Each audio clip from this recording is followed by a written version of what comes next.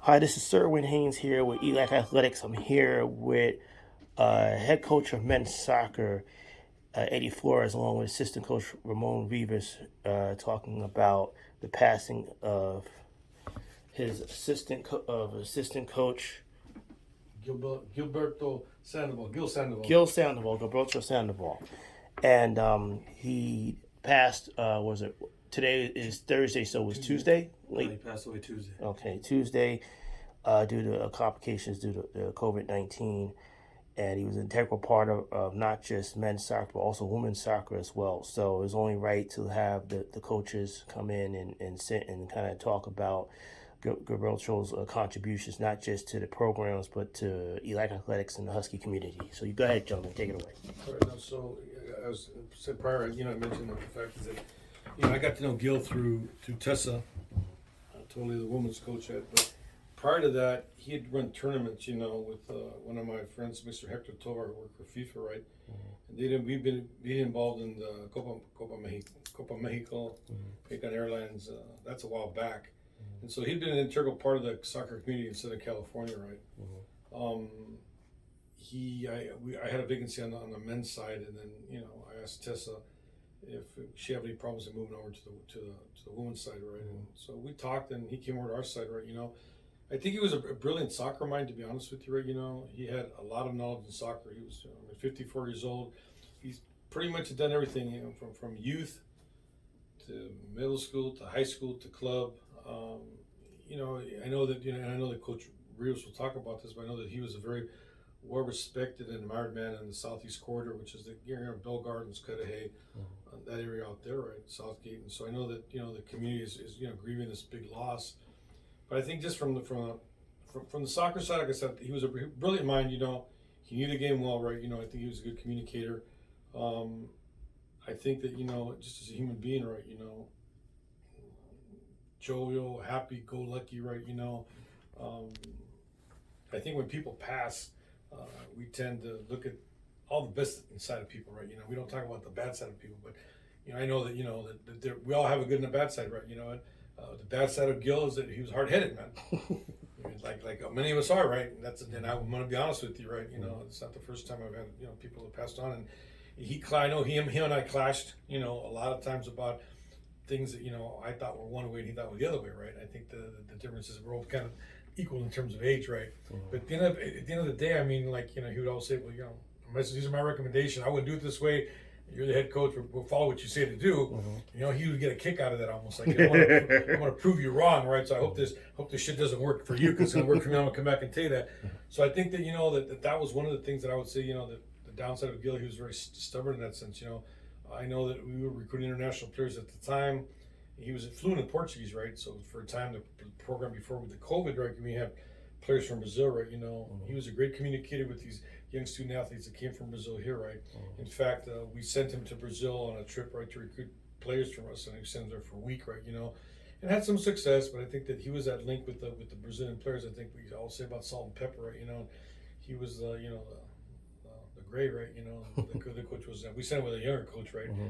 But I think that like I'm saying, he knew the game. He traveled, and he'll be sorely missed.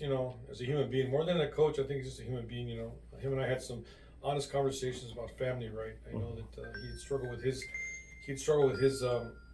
daughter, right? Like I'd struggle with my son, right? And choices that had to be made about his daughter. For a woman, it's different, but his daughter had to go, like my son had to go, right? And he came to me and asked me about how that worked, and I said, well, my son decided he wanted to go that way, and it hurts you as a parent, right?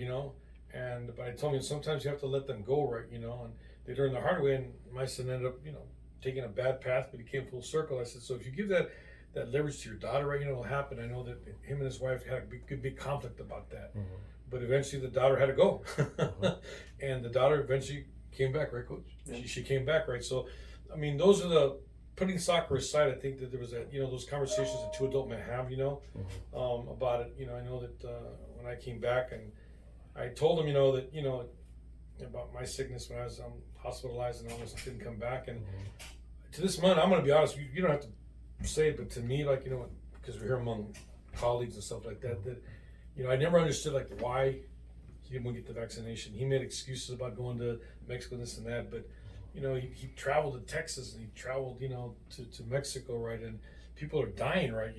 Like I think, like Bobby said, if you couldn't convince them and you're living proof that you and he shouldn't be alive. Right. If he was gonna listen to you, right. He not listen to anybody else. But he was hard. His mindset was that way, right? And his big date was August the 15th. He used to tell me all the time, August 15th. Well, August 15th never came, right? Yeah. It came when it came. It just never came, right? So I said, I'll miss him as a human being, and I don't know. That's what I would say to you. I mean, I'll put the coaching stuff aside. I'll leave that for. I've gotten all kinds of calls from coaches in different places, that work with him, right? They'll say the same thing, man. Gil was a good guy. Yeah. He had a passion for the community, I believe, right? Which is demonstrated by, like, I think Coach can talk about that because they're from that part of the town. I'm not. But I think that for me, like, I'm gonna miss him as a human being, man. Yeah. More than a soccer coach. Coach Ramon, your thoughts? Yeah. Just tapping into the community. He's a legend in the city of Bell Gardens. I think there's not one person that doesn't know who he is.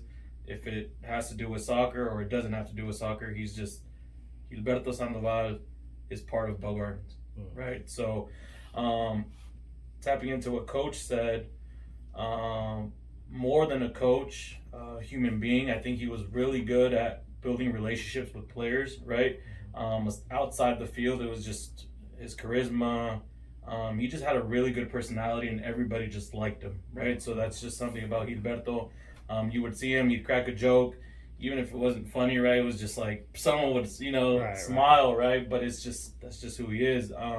We're definitely going to miss him on the field, leading the players.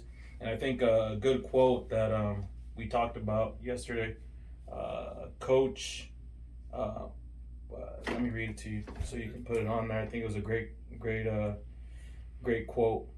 Give me a second. It does reflect Gilberto.